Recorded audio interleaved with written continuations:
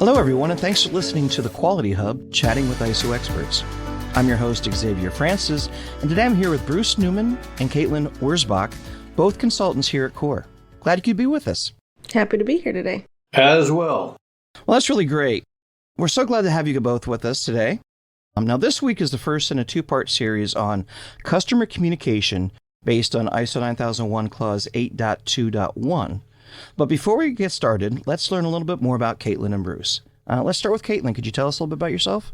Yeah, so I've been consulting for CORE for about 2 years now. My background before that comes with manufacturing industries. So I have a lot of experience with management systems, specifically ISO, coming from the manufacturing industries prior to consulting. And with those also came with customer communication. It's really important, especially when you make a product, that you're obtaining customer feedback and getting their information about what they think about what you're providing them. Awesome. Well, that's great. I know you've been on the podcast once or twice before, so glad to have you back. Now, Bruce, how about you? Can you give us a little bit about yourself? Well, I've been with CORE about 7 years now, and the people I work with make me feel really old. My quality history goes back to prior to ISO 9001. Actually, I got started when everything was automotive quality. But anyway, it gives me a lot to draw on. That's great. Yes, you've been on the podcast a few times, and we certainly do appreciate your insight. So today we're going to start by having me read Clause 8.2.1, and it states, communication with customers shall include providing information related to products and services, handling inquiries, contracts, or orders, including changes, obtaining customer feedback relating to products and services, including customer complaints, handling or controlling customer property, and establishing specific requirements for contingency actions when relevant. So, Bruce, I'm going to start with you. What does all that mean? Well, the big thing is staying in touch with your customers, and it all starts out with the initial order process, which is focused on determining the requirements for products and services. So we need to early on find out what customers are looking for, what they're expecting, and any legal or regulatory requirements that might apply. Okay. Organizations themselves need to ensure that they've got the information to meet all these requirements effectively. So a lot of this depends on an effective contract or PO review. Okay. So to satisfy customers, to start with, we have to fully understand everything they expect. We want to know what delivery dates they're looking for, any special packaging, accompanying paperwork, like certificates of conformance or analysis, and anything like that they might need to satisfy their customers. That's clear, yeah. One really does need to know the details that need to be managed when you're working with a customer. Now, Kaitlin, how do we here at CORE approach this clause? Yeah, so as a consulting firm, it's really important to understand how our individual clients communicate with the customers, because every company is unique in how they handle customer communication. So we have open lines of communication with our customers. We understand what their communication channels look like. We look into what their customers' needs are, their preferences and expectations. And then in turn, after we gather kind of all of that evidence with our customers, we look at our approach and we make sure that we meet the ISO requirements, specifically with how the client handles their customer communication. So we're really looking to understand all of the inputs that shape the client's customer requirements so that our client can deliver products or services that meet and exceed the customer expectations. That's a really interesting approach. I mean, we don't just come in and say, okay, this is how you're going to do it. We kind of look and see what they're already doing, how they already approach their customers, and then kind of tailor it to meet ISO requirements. Yeah, exactly. We definitely do a meticulous review of what their current records or documentation are. So kind of how Bruce was saying with like any delivery dates, special packaging, do they use purchase orders, invoices, what kind of records are they currently using? And then we make sure that their current processes align with the ISO standards. So we're really looking for documents where the customer requirements are actually written down, not just verbal communication or phone calls. And then after the full review of all of their documents and processes, if there are any gaps, we make sure that we identify them and develop new ways of communicating with a customer in order to comply to the standard and really improve internally how they handle their customer communication and determining those customer requirements. Okay, well, that's a lot, but it's very good. Good way to do it. Now, what are the key elements of customer communication that's outlined in ISO Clause 8.2.1? I know we talked a bit about it, but can you kind of go into a little bit more detail? Yeah, so there's definitely a couple different aspects. The main one, obviously, is customer communication. It's critical for ensuring that the requirements are met and also maintaining that satisfaction throughout the product or service life cycle. So some of the two ones that it could include are contracts or inquiries. If you're a company that handles contracts with the customers, it's definitely important to review the contract for clear requirements. The contract should outline what the agreed upon requirements are, if there's specification, statement of works, terms and conditions, et cetera, anything that's important to the client and their customer. And then the contract should also be used as a reference point for both parties throughout the project. So if there's any changes, it's important to get that written down and accepted in the contract. And as they're working through the project with their customer, that should be the point of reference. No, this is what the contract says. Here's, what we're going to be providing you. Right. And on the other hand, if a company just receives general inquiries like requests for quotes, requests for proposals, it's also important to promptly respond to those. And internally, they should be reviewed and confirmed prior to sending any quote or proposal to the customer. So they should be formal, written down, not just a verbal, acceptance. You should have some evidence and records of what you sent to the customer, what you can provide to them. And if the response is informal, like a phone call or some sort of verbal communication, it's still important to follow up and capture the requirements on something like a purchase order or a sales order, some sort of record, so that you can capture that formal acceptance of the customer requirements. Okay, now what about just if there's a customer order? They just call in or online and they do an order? Online, yeah. So with customer orders, you definitely want to process those efficiently. So whether it's through some sort of system that somebody's accepting the orders, maybe they get printed automatically to, like a manufacturing floor or something. But definitely want to ensure that the customer requirements are still met and they receive their products in a timely manner. So reviewing, the customer orders, making sure that they were accurate, confirming the order, and also communicating some relevant information. So this could be like delivery time, and that's all important when you're looking at customer orders. All right. Well, a lot of details there, depending on what you're looking to do with the customer, whether it's contracts or general inquiries or just orders. Thanks for that. Now, Bruce, if you're manufacturing or developing for another business, what about customer property, proprietary information, IP, specs, requirements, those types of things? And this is really just a basic common sense courtesy, basically. So you're required to treat customer property as if it's yours. Just think along the lines of you borrow your neighbor's lawnmower. You take care of it. You make sure that, if anything happens to it, that you repair it, and give it back to it the same way you got it. So it's the same thing with customer property. You've got to make sure it's well taken care of, well stored, segregated from common raw materials. You don't want their items getting mixed up in your normal production runs or whatever. Right. And then if anything happens to it, you've got to notify the customer right away and make sure that they are made whole. The other thing is to stay in, as far as IP, this has become a pretty big deal lately, especially with so much data shared and intellectual property shared, customer drawings and that kind of thing.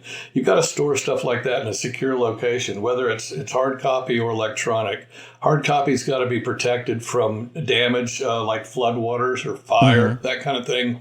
Electronic, you've got to store in a secure server or on the cloud somewhere where it's reasonably safe from hacking and like cybersecurity, theft. So, cybersecurity is a big issue. We're not going to get into that so much today, but, you have to make sure it's someplace safe where somebody can't get in on your network, proprietary information, that's something you're manufacturing, and I'm sure that there needs to be clear lines of communication if there is a breach and things like that. Exactly. It's the newest, I guess, theft of this century. It's becoming a big thing. It is. So with respect with keeping it secure and communicating any problems, how do we handle changes, contingencies, things like that? Sometimes things happen, where the product, they're finding there's a problem with it. They need to change something that you're making for them. How do you handle those types of things? Yeah, this is one thing that it seems like is a weakness with a lot of companies as well. There's a lot of ways to manage change, but one of the best methods is to successful change management is documentation. So when a customer communicates a change to an order, it's important that the change be documented in some way. Even just revising a work order or a PO and making sure that gets communicated to the folks that are filling that order in the manufacturing area or whatever. But some cases would require issuing a new PO. Any contingencies like this should be negotiated up front so that both parties know what to expect and that neither is caught by surprise with any changes that might occur. Okay. Now, what if it's something like the specs on the device? Let's say it's a computer piece, and now we have a change, and we need to change the processor or something that's on a board or something like that the customer is asking you now to change. What about those types of changes? Well, in that case, the right thing to do would be to request a design drawing change, an official engineering change request that went through the owner of the drawing and then was passed along. The other thing important there is to make sure that there's a good understanding of any backwards or forwards compatibility of this engineering change with any, let's say it's a sub-assembly, with any primary assembly parts that it might be associated with. So all that's very critical, especially in, we're talking about ISO now, but with medical device and aerospace, that's really critical. Yeah, I know that's a big issue. And I know also, it's probably going to require another purchase order or contract because your prices might go up if they want something that's a little more expensive and those types of things. So that doesn't just affect the end product, but it can affect what you're going to have to charge and things like that. Well, that's great. So unlike when you're doing a contract and making things clear, you got to agree upon these things and make sure it's in writing, because then you have something to go back to if there's any question for either party. So Kaitlin, moving back to you, the standard requires that we receive customer feedback. What are some strategies in collecting and analyzing customer feedback? Hopefully not complaints, but things happen and those types of things. Yeah, so one of the most important things when you're requesting feedback is to establish the feedback channel. So how are you going to be requesting feedback, and also making sure that your customers know where they can provide that feedback. So it's actually important to have multiple channels for customers to submit feedback to. That's a good idea. So this could be like online forms, giving people email contacts, phone numbers. You could have meetings. I know some companies have, one-on-one meetings to collect feedback from their customers, or also like in-person interaction. So they should be, whatever feedback channels you want to incorporate, they should be easily accessible. The customer should be made aware of them, and also user-friendly. You want to really encourage your customers to provide the feedback. So one of the easiest ways to do that is through surveys or questionnaires. That's probably the most common one that we see, is just sending your customers a quick satisfaction survey. So these are usually structured to gather feedback on specific aspects of the company. So it could be products, services, experience, giving the company a rating of how the customer found their experience to be with that company. Because maybe the product was great, but, Joe wasn't so nice on the phone. Exactly, yeah. You want to make sure that there's multiple different questions on there to really capture the company as a whole. And they should the questions should be concise and also focused to max response rates. If you send a customer a 15-page survey about your company, they're not going to respond. Right. You want something that's easily accessible, and they can answer within 3 minutes of their time. Right. You may not get feedback if you don't do that. And then on the flip side of sending out and requesting the feedback, it's also important to train your staff to be able to handle that feedback. Okay. You can ask for feedback all day, but if your employees don't know how to effectively handle it, respond to it, pass it up to the appropriate channels, nothing beneficial is going to come from that feedback. So you really want to train your staff to handle, the feedback. If they're responding directly to customers, you want them to have empathy, professionalism, and also effective problem-solving skills. So if your employees are responding to the customers in that manner, you'll probably encourage your customers to provide feedback more frequently, and also just have that open line of communication. I know we did a podcast a couple weeks back with Nadine. She's our customer service manager, and she talks about some ways to do that, which is really cool. So if any of our clients are interested in listening back to the best, I think it's called Customer Service Best Practices, if there's anybody specifically looking for that. Yeah. And anything else when it comes to feedback? yeah, one of the most important things too is that you're closing the feedback, what we call like the feedback loop. Mm-hmm. So a trap that some companies fall into is they request feedback. They want their customers to provide them information on how they're doing, but then they don't do anything with that feedback. Mm-hmm. So they're either not reviewing, the survey scores. If a customer comes in and has an issue, they're not actually responding. Mm-hmm. They're not resolving, any of the issues. So you want to make sure the customers feel heard about their issues, and that also anything is resolved. Even if you get some positive feedback, that you're responding, thank you for submitting, we hear you, we're glad you had a good experience. Mm-hmm. So the companies really should communicate with the customers promptly and transparency whenever they get any kind of feedback, good or bad. Yeah. And provide updates. If it was something that you're looking to resolve, it's important to provide updates throughout the progress, so you're not just leaving them hanging, for however long it takes you to resolve it. And then also follow up on the closure. Yeah. Once you fully resolved it, like, is there anything else we need, we can do for you? Were you satisfied with how we resolved it? So it's important to close that loop and not just request the feedback and then do nothing with it. That's a really good point. I mean, I know at times I've filled out surveys and then it's like, hey, thanks for that. And you're like, okay, Mm-hmm. did you hear me? Did you take anything into consideration? Are others dealing with that? Is there a change that should be warranted? You're going to give me a credit? I know I purchased something this last Christmas and it was just terrible. And I got 2 requests for feedback and I gave it to them and said, look, this was terrible. This was a problem. And I never heard back from them. So I'm never using that again, because they clearly aren't paying attention to it. So it's really important if you want to keep those customers happy, pay attention to what they're telling you. Exactly. Yep. Accidents and just things can happen all the time in a company. But if you want the customer to return, resolve that quickly. It's okay if things happen as long as you are resolving it and then moving forward, you improve.